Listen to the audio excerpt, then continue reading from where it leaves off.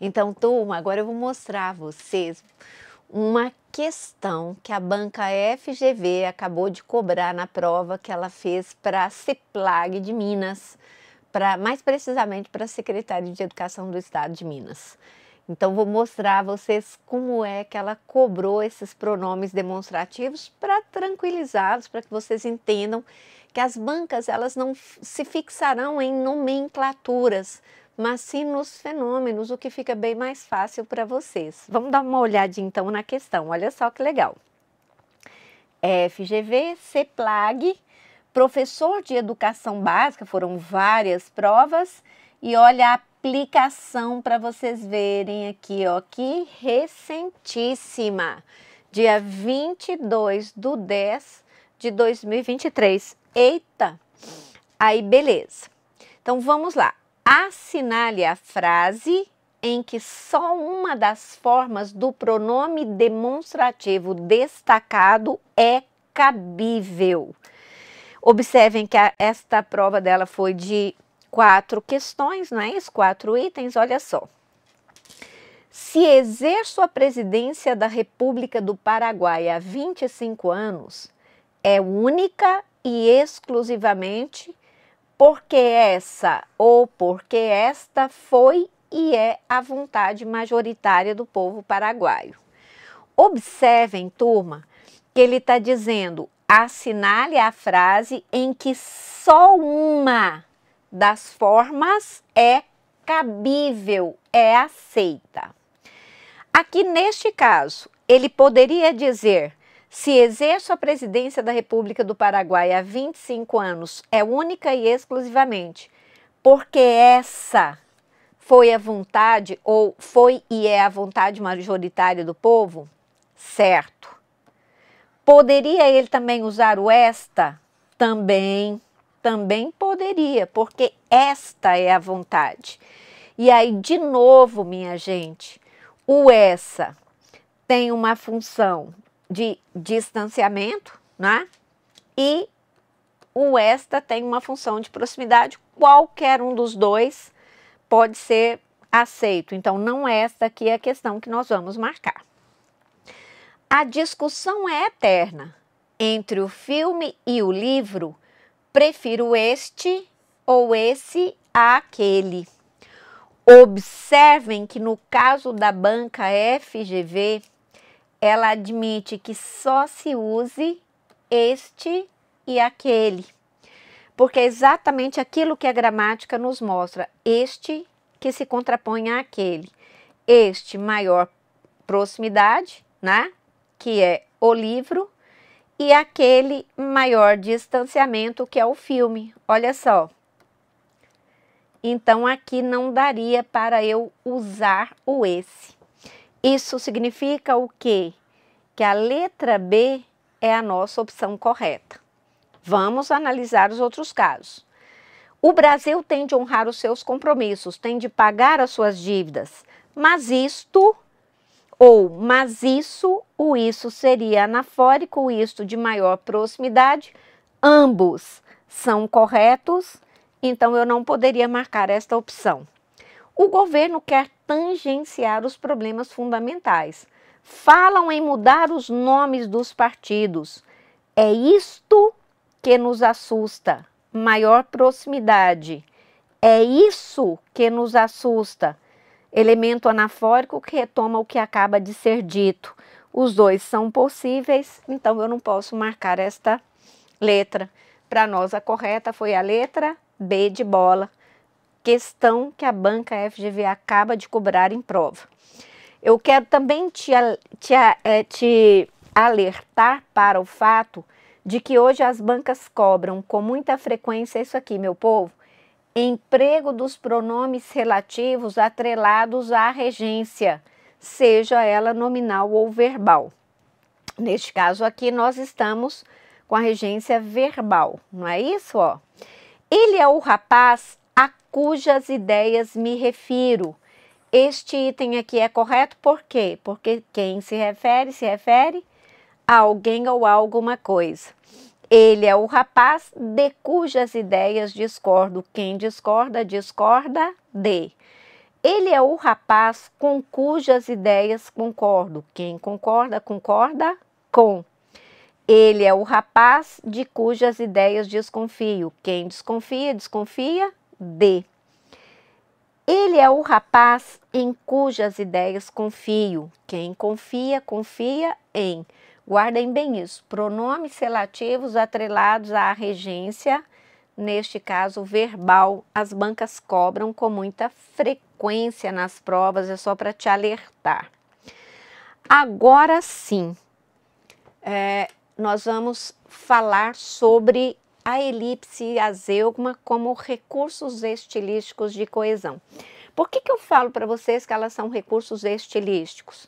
Porque elipse e zeugma são duas figuras de linguagem, mais precisamente duas figuras de sintaxe, não é? Porque elas interferem na estrutura da frase. Como são figuras de linguagem e as figuras de linguagem são recursos estilísticos, às vezes a banca pode dizer, nesta construção está presente um recurso estilístico importante que colabora para a coesão. Então, já fiquem atentos, porque elipse e zeugma são duas figuras de linguagem, são, portanto, dois recursos estilísticos que funcionam perfeitamente como recursos coesivos do texto. Existem até alguns alunos que me perguntam, falam, professora, mas a elipse não é uma omissão? Sim, a elipse é uma omissão. Você não explicou para nós que a coesão a gente vê?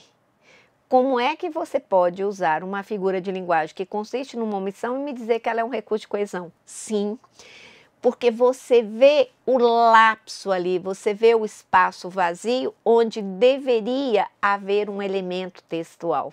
Percebeu?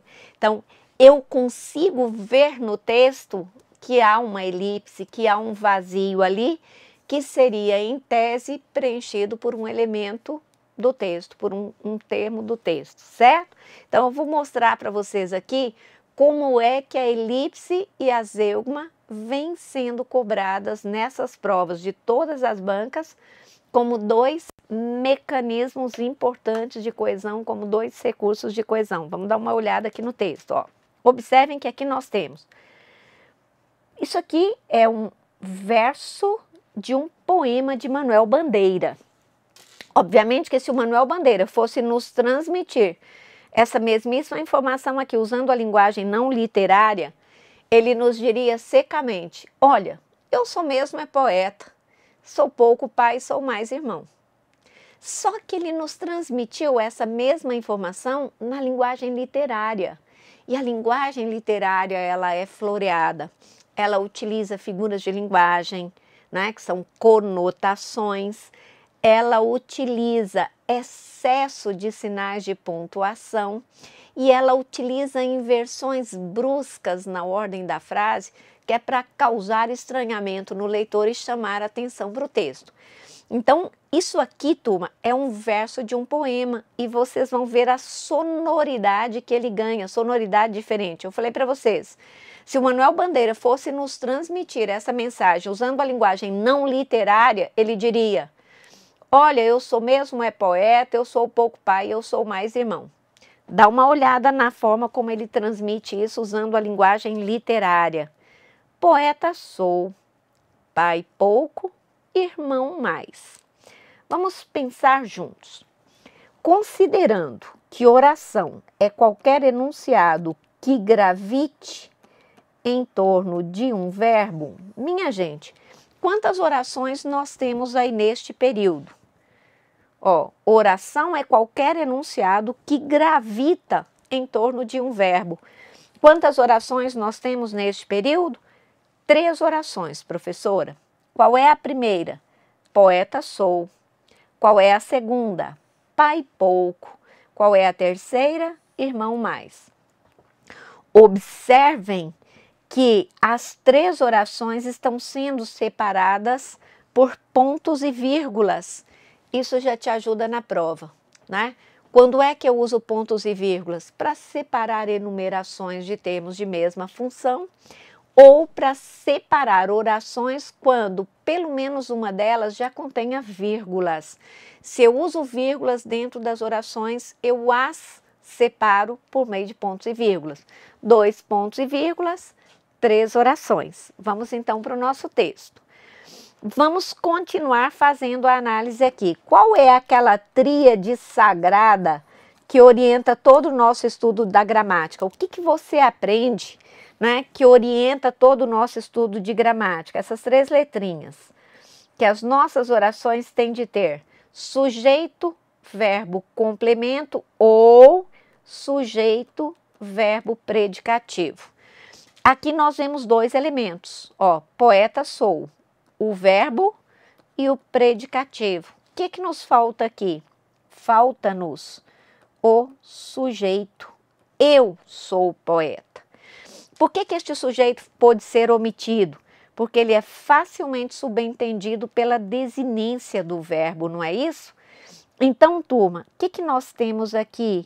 Aqui nós temos um caso clássico de elipse, que foi a omissão de um termo, porque ele é facilmente subentendido pelo contexto, neste caso aqui pela desinência do verbo.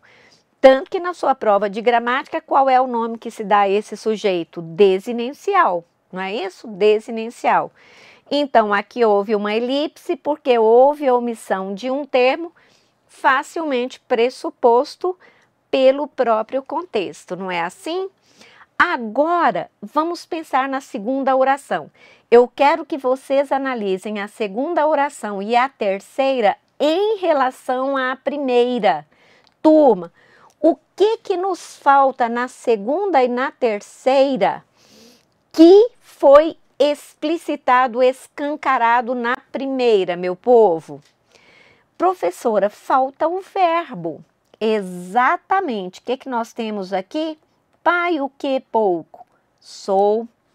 Irmão, o que mais? Sou.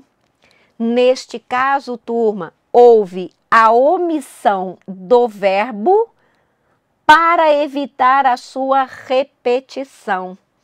A este fenômeno, nós damos o nome de zeugma.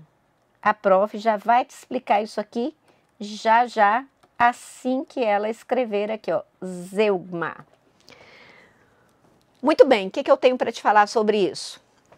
Existem gramáticos, na verdade, alguns gramáticos divergem em relação à definição do que seja zeugma.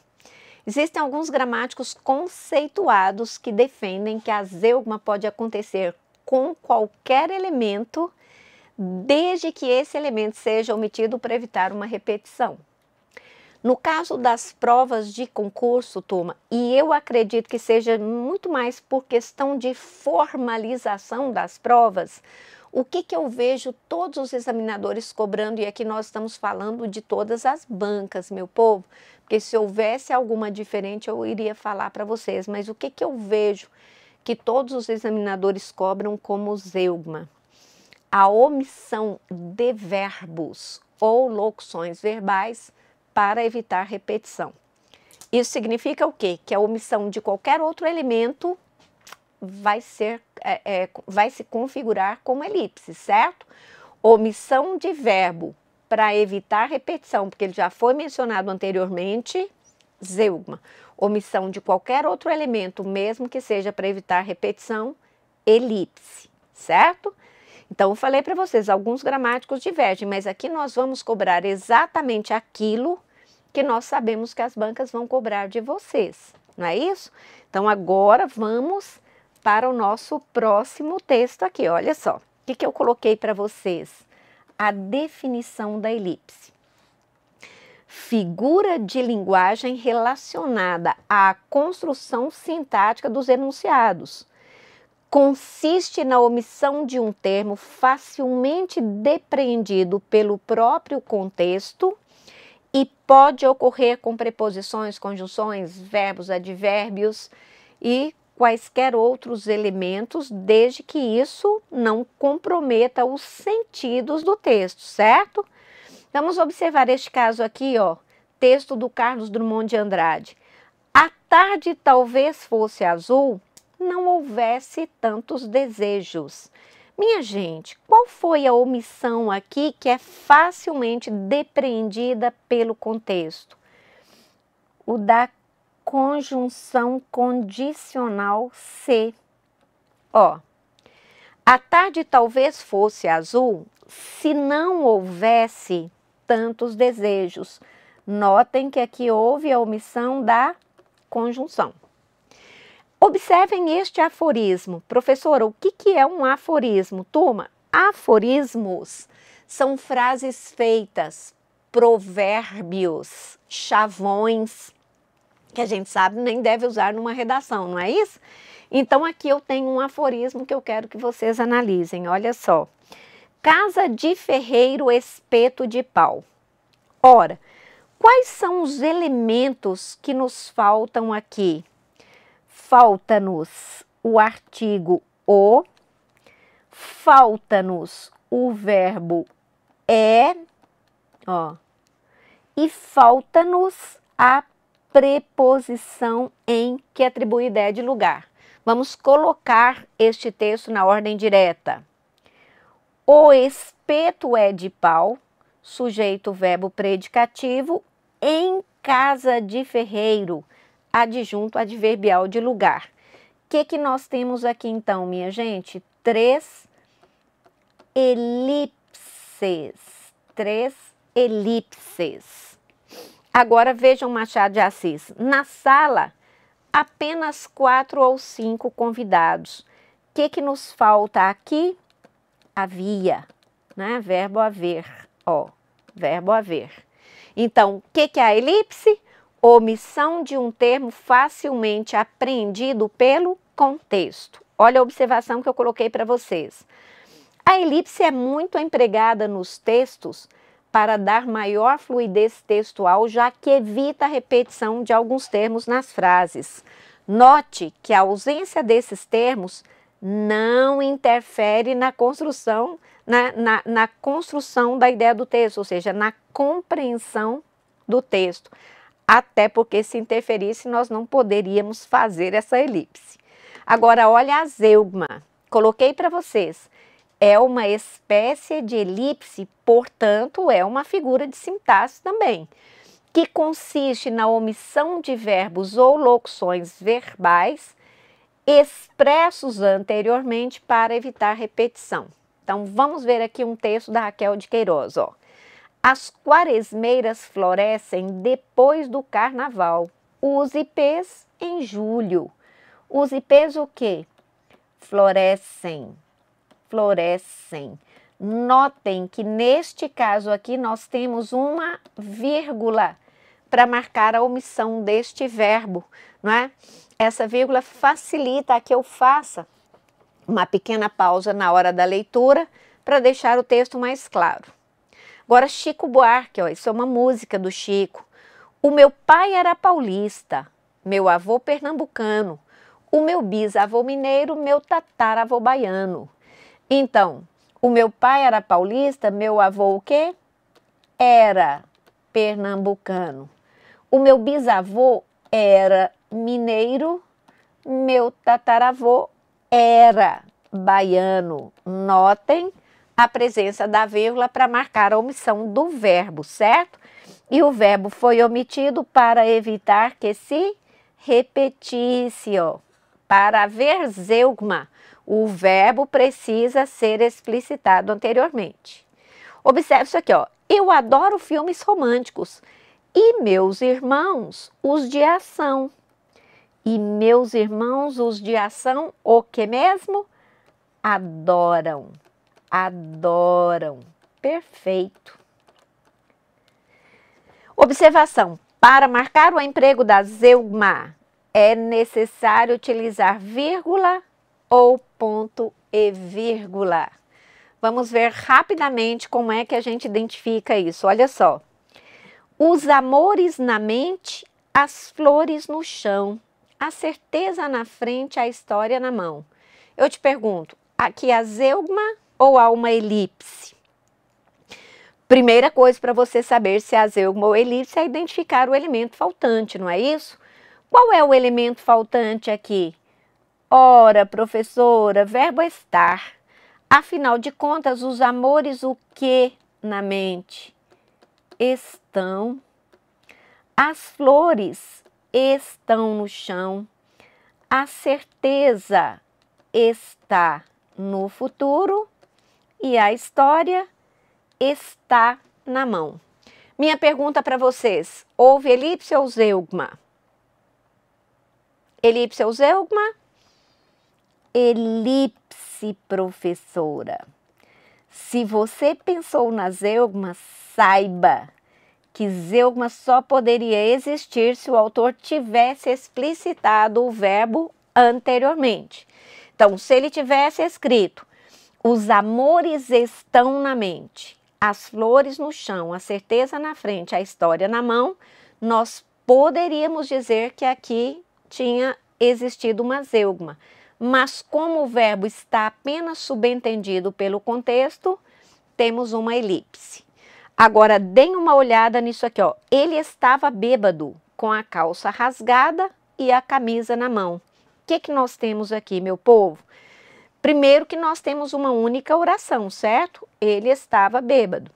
De que modo ele estava bêbado? Ora, com a calça rasgada e com a camisa na mão.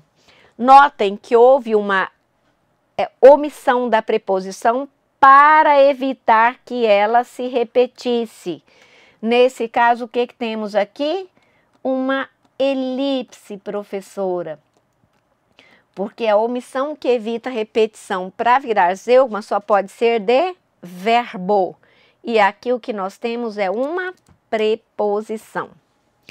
No egoísmo eu sou tudo e os outros nada. Isso aqui é um texto de Edgar Morin. O que nós temos aqui, minha gente? Agora sim, nós temos uma zeugma. Zeugma. No egoísmo eu sou tudo e os outros são nada. Opa, são nada. Esta construção aqui, turma, para ela existir com o sentido de entrava, oriundo do verbo entrar, ela só faz sentido se nós colocarmos um ponto e vírgula aqui e uma vírgula aqui, porque assim nós teríamos um período composto de duas orações. Primeira oração, o navio francês entrava. Segunda oração, o navio brasileiro no porto. Notem que esta vírgula estaria aqui para marcar a omissão de um verbo. Qual seria o verbo omitido aqui? Estava. E aí a minha pergunta para vocês é, aqui nós teríamos elipse ou zeugma?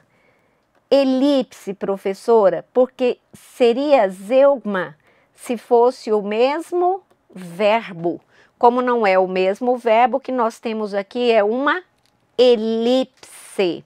Elipse, perfeito. Só que eu quero te mostrar o seguinte, isso aqui foi uma questão que caiu na prova da Fundação Carlos Chagas e este texto estava corretíssimo, sem nenhum sinal de pontuação, porque entrava é o presente do indicativo do verbo entravar.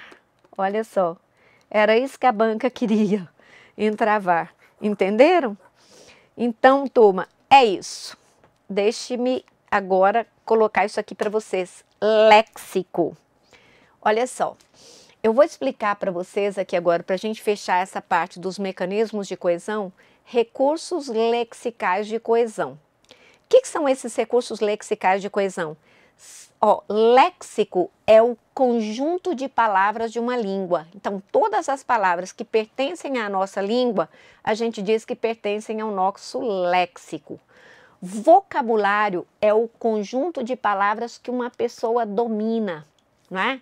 Então, o meu vocabulário, ele é muito menor do que o léxico da nossa língua, porque eu domino menos palavras, entenderam? Então, eu vou mostrar aqui para vocês rapidamente, só porque eu preciso te mostrar ali como é que funcionam esses elementos de coesão quando a gente faz substituição de uma palavra por outra, certo? Dá uma olhadinha aqui, ó.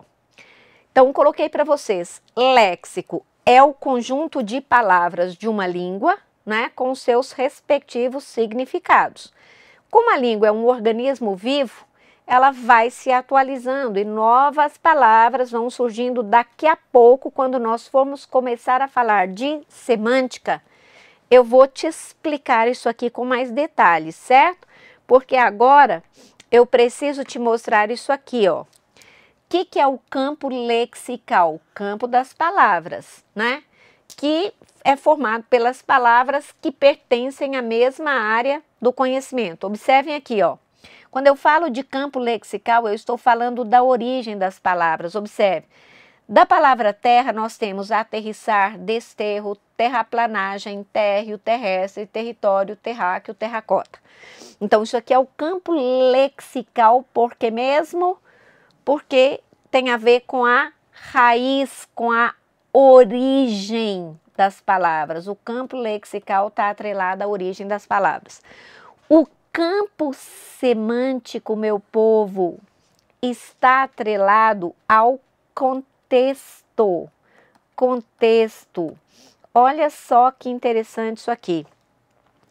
Observem que nós temos várias palavras que pertencem ao mesmo campo semântico. Observe isso aqui. Eu ainda vou te mostrar lá na frente quando nós formos falar desse conceito de polissemia. É só para a gente fechar essa parte aqui da coesão lexical. Olha só. A palavra guarda, quando eu vou buscar no dicionário o significado desta palavra, o que eu observo? Guarda pode ser um vigilante, um sentinela. Guarda pode ser usado no ECA, né, como tutela, proteção, salvaguarda e preservação. Ou seja, são palavras que pertencem ao mesmo universo de sentido, né? Ao mesmo campo semântico. Aí o que eu quero mostrar para vocês? Que a coesão lexical é aquela em que eu substituo uma palavra por outra. Olha o que eu coloquei para vocês. As relações de hiperonímia e hiponímia são imprescindíveis para a coesão, já que a substituição de um termo por outro evita as repetições viciosas. Então, eu posso pegar um termo mais abrangente e substituir por um mais específico e vice-versa, né? E o que eu tenho que entender aqui? Que essa relação entre os hipônimos e os hiperônimos, ela não é absoluta, ela não é hermética, já que eu posso ter um mesmo vocábulo exercendo as duas funções, e isso vai depender de que mesmo? Do contexto. Olha que interessante isso aqui. Vertebrado é um hipônimo de animal. Agora, vertebrado é um hiperônimo de mamífero. Mamífero é um hipônimo de animal e é hipônimo de vertebrado, mas é um hiperônimo de roedor e de ruminante. O que você percebe? Que não é uma relação hermética fechada. Só para a gente fechar isso aqui, olha só. Em relação ao campo semântico a que pertencem, você tem as palavras que são hiperônimos. Então, observe que tem sentido mais abrangente. Economia, direito, internet, automóvel.